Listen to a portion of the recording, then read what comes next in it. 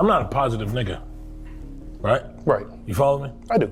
I'm not pushing that narrative, right? I'm not about trying to develop and like do better things in the world, you know what I'm saying? I get that. After seeing Marty Supreme, I expected the discourse we currently have found ourselves in as film fans. Do we need films with unlikable protagonists? I can make this a white character-centric video, but after the reaction to One Battle After Another and the iconic character Perfidia Beverly Hills played by award-winning Tiana Taylor, I've started to feel that this conversation is bigger than representation. It's about interpretation and reasoning. But Marty Supreme, though being great in my opinion, is not special for sparking this debate. The film has done nothing but join the long history of audiences misreading the unlikable protagonist. Historical context. Many films and TV shows follow unlikable characters, or characters that descend from where they started. The Sopranos is known for pioneering the bad guy anti-hero protagonist in long-form television. And many shows like Breaking Bad, The Shield, Snowfall, and many others have followed the path that the Sopranos walked. But in these examples lies the danger within. Following these characters makes it easy to defend and justify their actions despite how abhorrent they may be. And in doing that, in the narrative, when good morals are presented in the story, they seem more adversarial to our protagonist, and though in some cases indirectly, it feels villainous to the audience. A key example of this would be Skyler in Breaking Bad, and the awful discourse that not only the character received, but the actress Anna Gunn who played the role. Skyler isn't a character who's perfect, and is eventually corrupted by Walt's actions, but she is, in that world, one of the angels on Walt's shoulder, questioning his choices and the reasoning behind them. But if Skyler got her way, the show would be less exciting and fun. So that communicates to the audience that she's an obstacle against progression, even though the writers never intended that response towards the character. Some audience members are just bad people. Regardless of what the media they are consuming portrays, they may just appreciate the darkness for the sake of it. And because we live in a patriarchal society and many examples of these stories follow men, it inherently does play into power fantasies that sadly many men in the world yearn to live vicariously through. The question is though, do these stories with these types of characters hurt the audience more than not?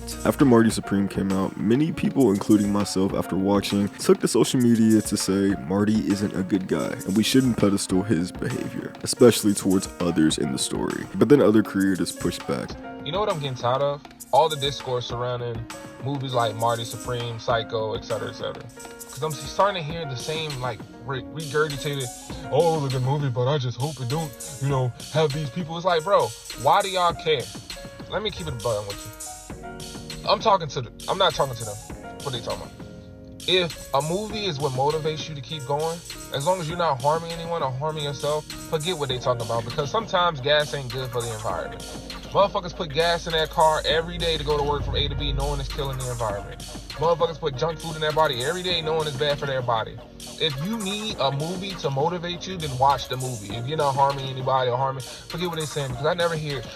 I Love LA was one of my favorite shows of the year. I ain't hear not one think piece about how, oh, Shorty was just too locked in her job. Not one think piece of Tar.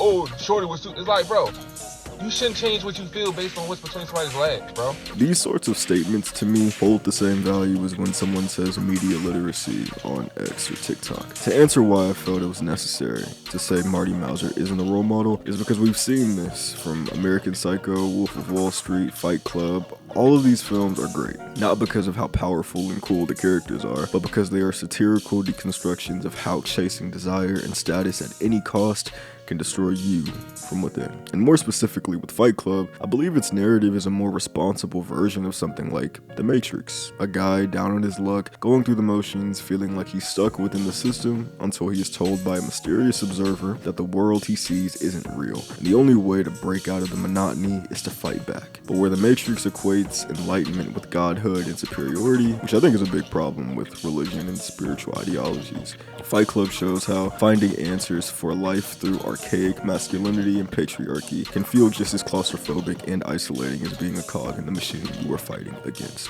Was that message grabbed by the audience? These films follow attractive men living exciting lives, money, violence, sex, all glorified purposefully. But many audiences who see themselves in the protagonist's shoes mistake the spectacle for for the message. That's how I perceive the perspective when people idolize these characters and their stories, since you could argue that American Psycho was a true gateway to the current day, manosphere, alpha and sigma male conversations, even people wanting to look like Patrick Bateman. It's safe to say the 2000 satirical commentary about consumerism and toxic masculinity failed at its messaging, and the saddest part is though the book was written by a man, the movie, which holds more iconography, is directed by a woman, Mary Herron. And still, even when in the hands of a creator who was affected directly by the negative traits of men like Patrick Bateman, the film has only inspired many young men to walk in his footsteps. Why I never fell for the anti-fantasy. If these stories mainly have negative effects on society, are there any benefits? Selfishly, I'd say following a morally bankrupt character is fascinating and makes for great television or film. There are too many examples of successful shows with that core premise, and I especially like when it is a slow descent for the protagonist. Does that justify its existence though? To me, sure. But everything has its limits. One of my favorite movies since I was a kid has been A Clockwork Orange. When I was a kid, I was enamored by the darkness of the story and the minimal futurism that the visuals convey, telling a story about the setting without words. But now, as an adult, I see the film as a dark comedy that talks about the importance of choice, individuality, and the prison of nostalgia. The main character is evil for the sake of being, and finding humor within his disturbing choices. But after going to prison and facing consequences when he gets out, the world gives him back everything he gave to it before his incarceration, and reminds him of how small he is in the universe. Stanley Kubrick is a great director, but a flawed human being that I probably would not have liked if I met him. But I think A Clockwork Orange, One Battle After Another, Fight Club, and American Psycho, all of these films use fiction as a canvas to create something with a message. It may be dark, it may be off-putting, but it's purposeful. It means something. And that's what I think the true benefit to exploring dark themes can be. Posing questions to the audience using the vessel of this character and their choices. And with American Psycho, using a template of American life that is idolized and deconstructing the character, but more importantly, the lifestyle he lives, highlighting the stress, the vanity politics, and the never-ending race towards greatness for selfish ends. Compare that to a show like It's Always Sunny in Philadelphia, a show that follows awful people making jokes about pedophilia, homophobia, and the occasional blackface. And though finding the show hilarious at times, don't get me wrong, I also see that the darkness in the show serves no purpose but to make you laugh or be shocked into laughing, which makes it easier to glorify. And because of this, I've never ventured down an Always Sunny subreddit out of fear of reading thoughts from fans that would make me look at the show more negatively. As I get older, I feel more distance from how we as a people talk about race, feeling it's a man-made concept made to divide us more than anything. A big moment for me was when I saw American Fiction for the first time, and the main character, a black man, said that he didn't believe in race. Even though I saw the film as an adult, it hit me that I could have that perspective because I saw someone who looked like me saying it. And as a proud black man, one of my privileges is that all of these films I've discussed previously are not for me, and they don't show people like me in a position of power. Though being honest, as a kid, I just liked the visuals and didn't capture all the nuance. I don't even think I knew the word nuance when I first watched The Clockwork Orange. But me being black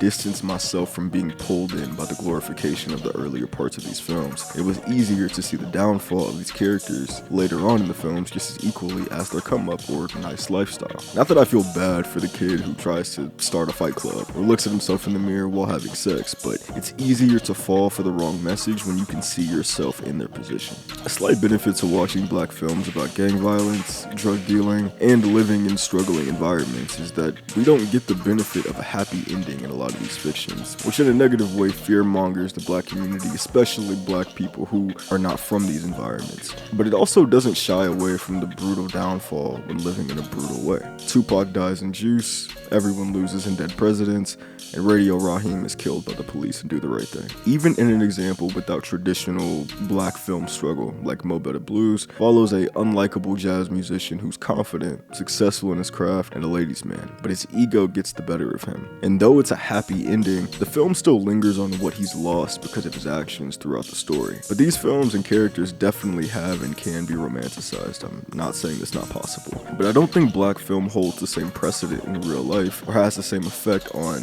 the youth nowadays, where people younger than a 23-year-old are inspired by American Psycho today, a movie that came out in 2000. why representation matters even in dark stories. After watching one battle after another for the second time, I told my friend I think as minorities it's our responsibility to critique this type of media if we believe it is necessary, especially when it is a white director using minority characters. But I also think it's the creator's job to push the boundaries and color outside the lines when there is purpose behind it. We can't control what inspires individuals, but we can control how we try to inspire. And I see Perfidia Beverly Hills as a great representation of a woman who happens to be black, showing women in the real world a flawed depiction of a black woman revolutionary, because that can exist. Revolution without direction is just rage. Even Sinners, my favorite film of 2025, depicts Annie, a spiritual woman who believes in hoodoo, as a positive figure, when most films treat those characters as either bridges to the next plotline or foes for the protagonist. Annie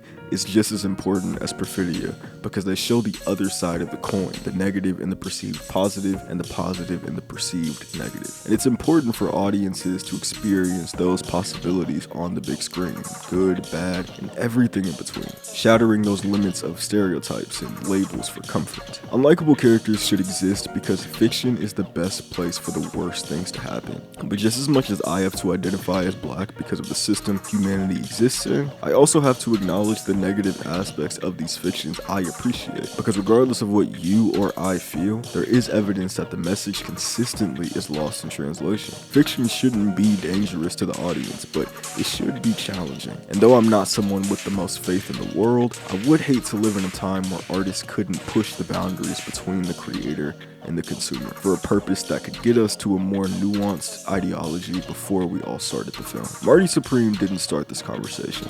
It just reminded us that we've been having it for decades. The question will continue to show up for the rest of time, but hopefully, if we all share our perspectives, we can get closer and closer to the right answer. Thank you for watching.